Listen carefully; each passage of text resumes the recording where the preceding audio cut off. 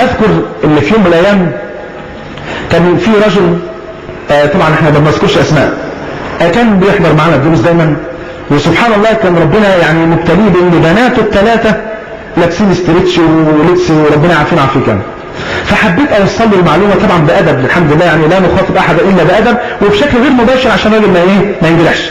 فاخدته كده على جنب مره بعد الدرس، فقول له يا حاج ربنا يحفظك ويبارك فيك، سبحان الله النساء اليومين دولت يعني منظر عجيب جدا، خارجين اللي لابسه ستريتش واللي لابسه جيبات قصيره واللي لسه تلبس خالص، مناظر يعني متعبه قوي. وبعدين سبحان الله وفي بيتها ما شاء الله رجاله وشنبات ومناظر وشايفه وخارجه كده، ورغم ذلك لا يتغير يعني ولا يتاثر بالمره. فلقيت راجل كده، انا قلت يمكن هو يحس يعني يقول لي والله ده انا يعني بيتي ثلاثه وكده وادعي لهم ولا بتاع، لا ابدا.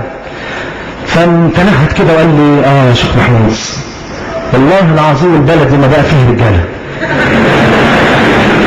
والله العظيم البلد ما بقى فيه رجاله.